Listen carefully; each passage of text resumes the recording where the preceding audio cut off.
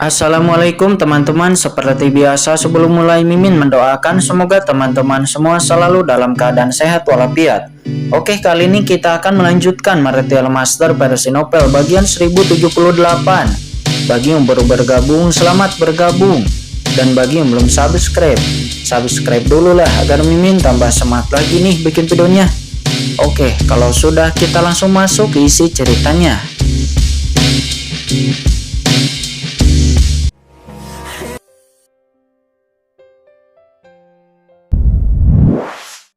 Karun yang besar di kota pertukaran aliansi iblis, kata Jenderal Warajeg itu. Dia menjelaskan kepada Qingchen.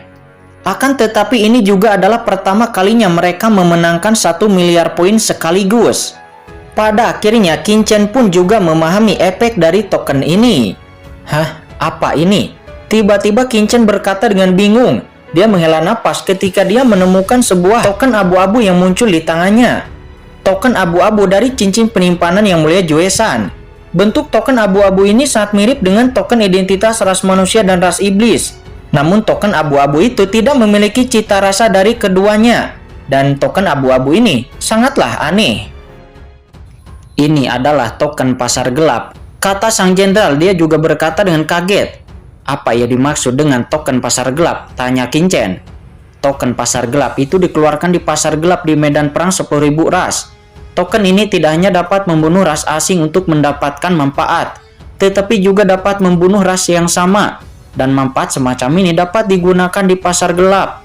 Tetapi dibandingkan dengan token identitas masing-masing faksi, token pasar gelap semacam ini itu hanya terakumulasi setengahnya dari token identitas, kata sang jenderal. Mendengar itu Qingchen terkejut. Ternyata masih ada hal seperti itu.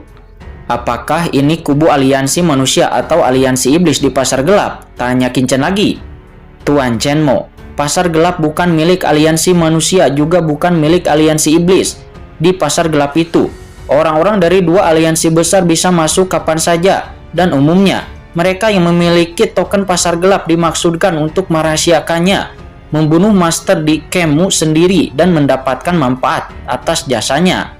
Kata Jenderal Warajeg itu. Dia menjelaskan kepada Qingchen. Apa? Berarti ini maksudmu? Mata Qingchen berkedip dan dia langsung mengerti. Memang benar, jika Anda membunuh orang asing, Anda dapat mengumpulkan manfaat dengan token identitas Anda sendiri. Namun mengapa Anda memerlukan token pasar gelap? Bagaimanapun, manfaat mempromosikan tatanan pasar gelap hanya setengah dari token identitas mereka sendiri. Dan umumnya, hanya mereka yang ingin membunuh yang kuat di kubu mereka sendiri yang akan memiliki token pasar gelap semacam ini. Kalau begitu, bisa dikatakan bahwa Yang Mulia Juesan sudah dari lama diam-diam membunuh para master dari aliansi ras manusia.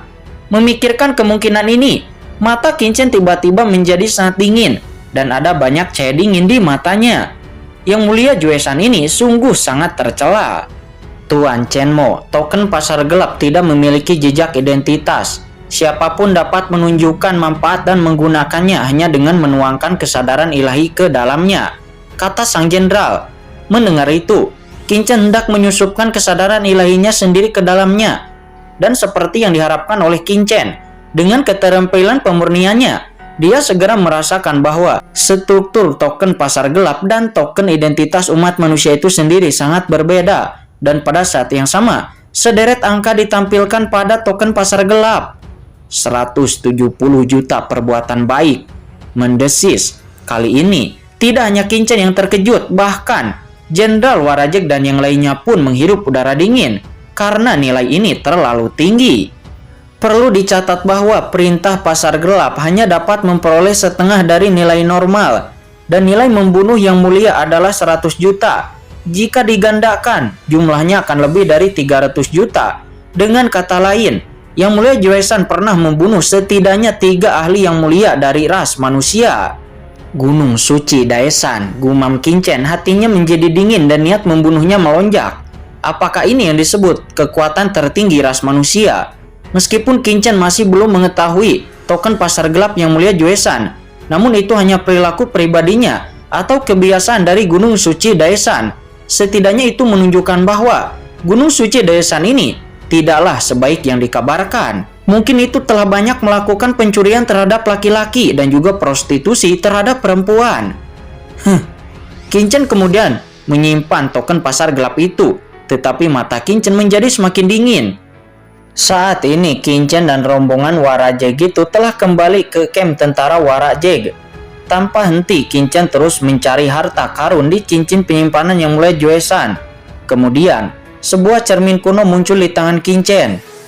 Yang mulia Joe-san menggunakan cermin kuno ini untuk mengunci posisiku sepanjang waktu, kata Qin-Chen. Dia telah memahami pembatasan di cermin kuno ini dan secara bertahap mulai menyempurnakannya. Setelah beberapa saat, Qin-Chen juga memahami prinsip cermin kuno ini. Benda ini disebut cermin pelacak. Itu dapat mengunci posisi seorang praktisi berdasarkan aura yang tersisa di kehampaan. Bahkan jika seorang praktisi meninggalkan kehampaan selama beberapa bulan, selama sudah lewat di sini, cermin pelacak ini dapat menemukan arah kepergian praktisi itu. Tidak heran yang mulai Joe-san mampu mengurung saya selamanya, kata Qin-Chen.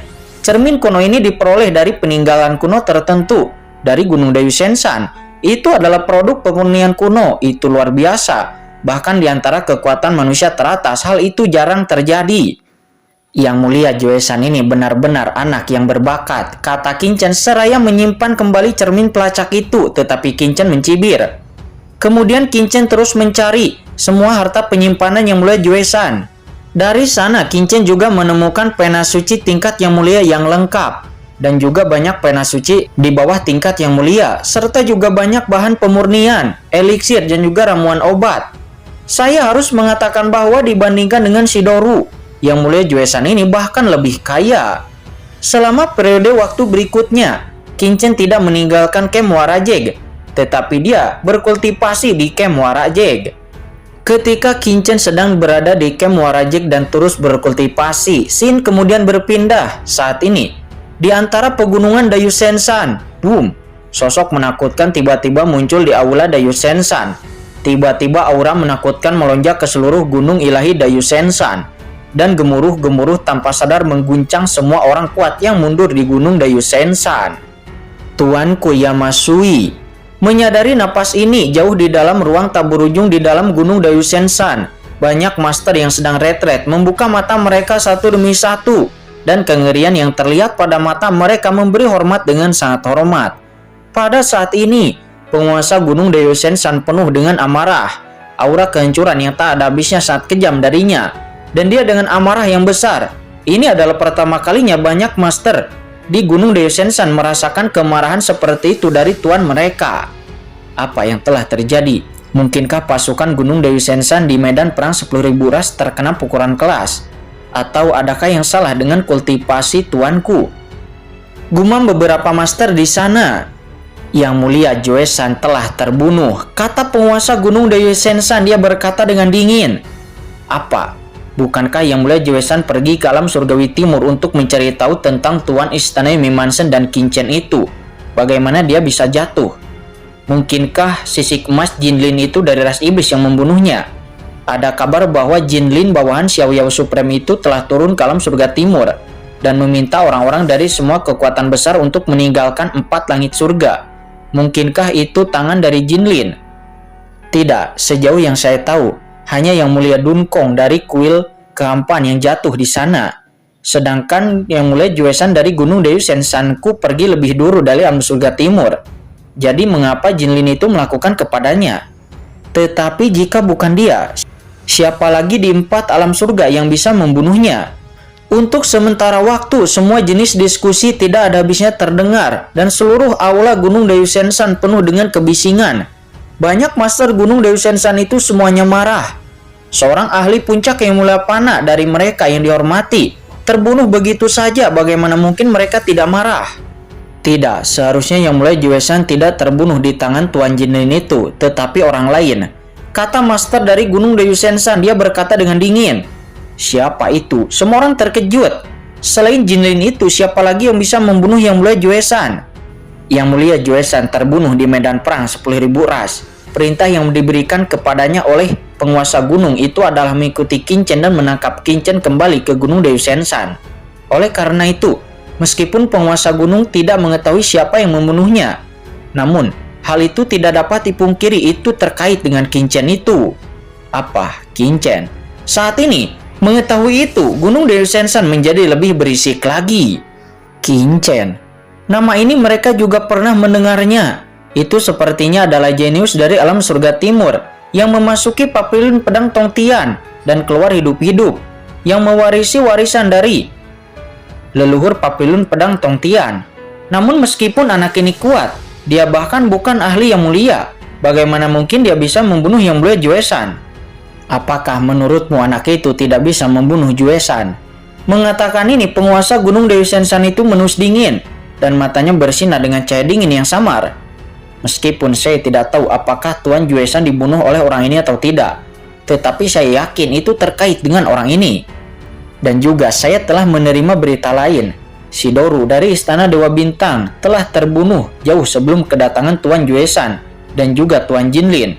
Alam surga timur menurut berita yang diterima oleh penguasa gunung ini dari Istana Dewa Bintang.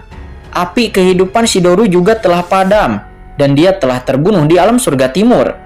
Segera satu berita itu menimbulkan ribuan gelombang. Dalam sekejap seluruh aula tidak lagi mendidih dan semua orang saling memandang dengan takjub. Baik Shidori dan Yang Mulia Juesan itu telah terbunuh di alam surga timur, yang membuat orang-orang merasa sangat terkejut. Tuan Sanju, apa yang harus kita lakukan selanjutnya? Segera salah satu ahli Yang Mulia berkata dengan hormat dan bertanya. Tidak peduli siapa yang membunuh Yang Mulia Juesan, tapi Gunung Deyu Senshan kita harus menemukan kebenaran dan membalaskan dendamnya. Orang-orang di Gunung Deyu Senshan tidak dapat dibunuh oleh siapapun. Boom! Penguasa Gunung Deyu Senshan mengangkat tangannya, dan segera cahaya hitam tiba-tiba meledak. Itu berubah menjadi ribuan benang hitam. Itu meledak ke alis semua ahli Yang Mulia yang hadir di sana. Ini adalah lokasi di mana Yang Mulia Juesan menghubungi saya untuk terakhir kalinya sebelum dia terbunuh. Itu terletak di camp Gunung 10.000 Monster di tepi medan perang 10.000 ras. Jika Yang Mulia Juesan terjatuh di sana, dengan kekuatan Yang Mulia Juesan itu pasti tidak akan terjadi begitu saja.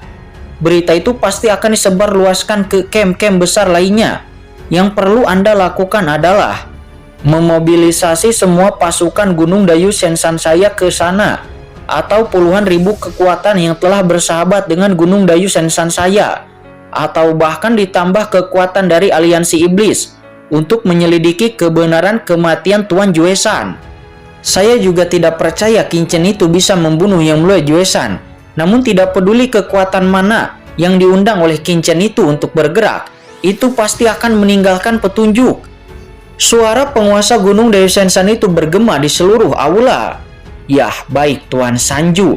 Semua orang pun membungkuk dan memberi hormat. Qinchen. Suara sedingin es bergema dari penguasa Gunung Deyu Senshan sebelum pada akhirnya tubuh penguasa Deyu Senshan itu pun hancur berkeping-keping dan sosoknya pun menghilang di sana. Saat ini tentu saja Qinchen tidak tahu bahwa orang-orang dari Gunung Deyu Senshan telah sepenuhnya menatapnya.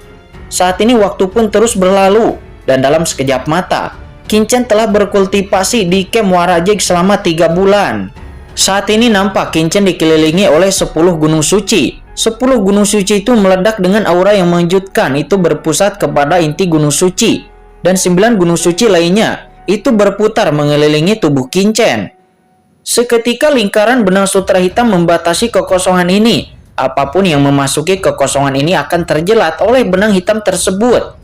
Tuanku Chen Mo. Suara melesat, sesosok tiba-tiba memasuki tempat kultivasi Qinchen berada. Dan itu adalah Jenderal Warajig.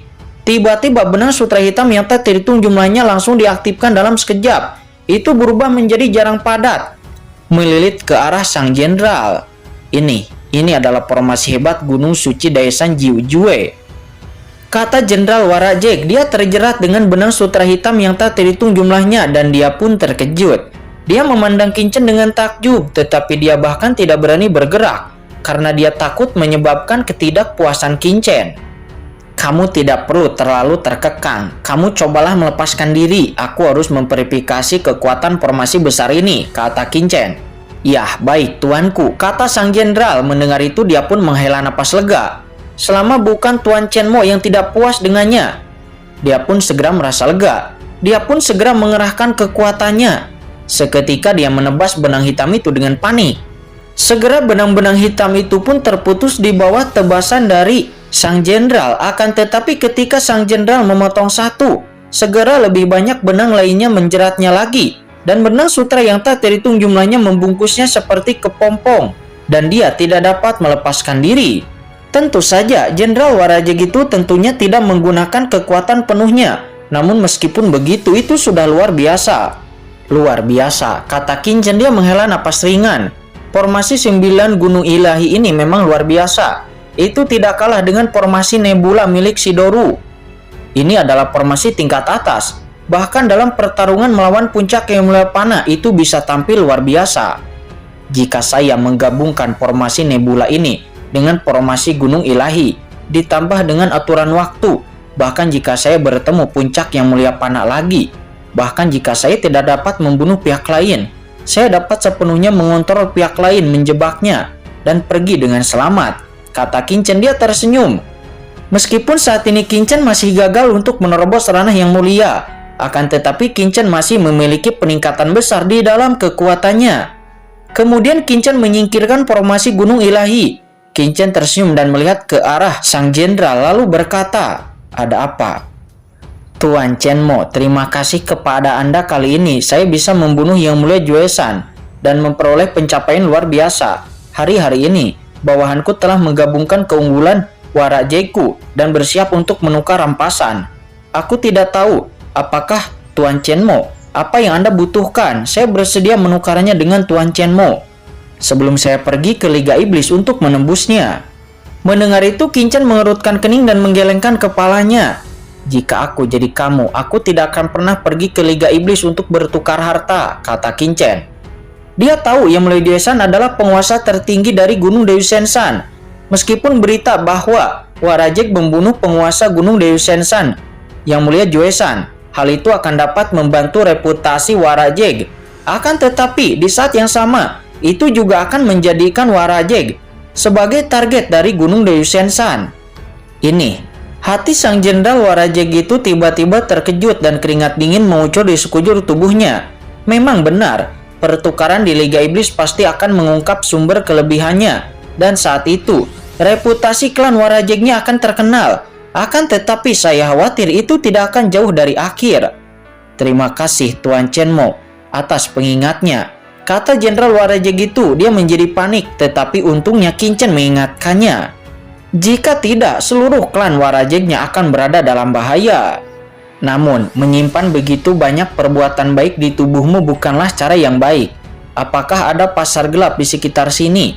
Aku bisa menemanimu jalan-jalan, kata Kinchen seraya berdiri. Pasar gelap tersebar di seluruh medan sepelang 10.000 ras. Dan bawahan tahu bahwa ada satu di dekat sini, tetapi bawahan belum pernah ke sana, kata Jenderal Warajek. Kalau begitu, ayo pergi, kata Kinchen. Dia tidak ragu-ragu. Dan segera setelah mengatur seluruh Warajek, seketika Kinchen dan kelompok Warajek itu pergi ke pasar gelap terdekat. Segera mereka pun berangkat. Ketika sampai di sebuah kehampaan, nampak di dalam kehampaan medan perang 10.000 ras itu ada turbulensi badai hitam yang melonjak. Badai hitam ini tampaknya muncul dari udara tipis di kehampaan. Itu muncul di wilayah manapun di dunia ini. Dan masing-masing badai ini mengandung kekuatan pemotongan yang mengerikan. Itu cukup untuk memotong emas dan memecahkan batu. Dan kekuatannya tidak terbatas. Tuan Chenmo, ini adalah badai pemusnahan kehampaan di medan perang 10.000 ras. Badai semacam ini dapat dilihat di mana-mana di medan perang 10.000 ras. Ini mengandung kekuatan yang sangat kuat. Badai pemusnahan biasa dapat membunuh master tingkat guru suci. Beberapa badai pemusnahan yang kuat, bahkan jika ahli yang mulia terlibat, maka dia akan langsung dimusnahkan, kata Jenderal Warajek itu. Saat ini sang jenderal membawa Gu Limo dan Chong Jun. Dan ketika mencapai badai yang melenyapkan ini, dia menjelaskannya kepada Kinchen. Tempat ini berada di atas kehampaan tak berujung dari medan perang 10.000 ras. Kinchen dan timnya setuju untuk berangkat dari Camp Warajek dan sudah setengah bulan sejak mereka pergi ke pasar gelap ini. Meskipun Jenderal Warajek mengatakan bahwa ada pintu masuk pasar gelap di dekat markas mereka, akan tetapi pasar gelap terlalu luas dan bahkan pintu masuk pasar gelap terdekat pun seringkali membutuhkan waktu yang lama untuk masuk. Kincen merasakan kekosongan dari badai gelap di luar, dan tiba-tiba badai abu-abu seperti ular yang padam tiba-tiba muncul di sampingnya, dan itu ditangkap oleh Kincen. Badai abu-abu yang padam ini seperti ular abu-abu yang hidup, mencoba melarikan diri dari telapak tangan Kincen. Menarik, kata Kincen, dia merasakan badai pemusnahan seperti ular abu-abu ini. Dalam badai pemusnahan ini tidak hanya memiliki kekuatan penghancur, tetapi itu juga bahkan membawa jejak semangat kehidupan. Seolah-olah ular abu-abu itu benar-benar makhluk hidup. Kemudian Jenderal Warajegi itu menjelaskan bahwa ketika seseorang master jatuh di medan perang 10.000 ras ini, asal-usul mereka akan kembali ke langit dan bumi, dan jiwa mereka akan menghilang. Namun sebagian dari roh sejati mereka diserap oleh badai yang memusnahkan di kehampaan medan perang 10.000 ras ini, sehingga sampai sekarang itu membentuk keadaan seperti ini. Kincen pun mengerti, dan dia pun juga menyadari bahwa di dalam badai yang melenyapkan ini ada juga jejak semangat sejati.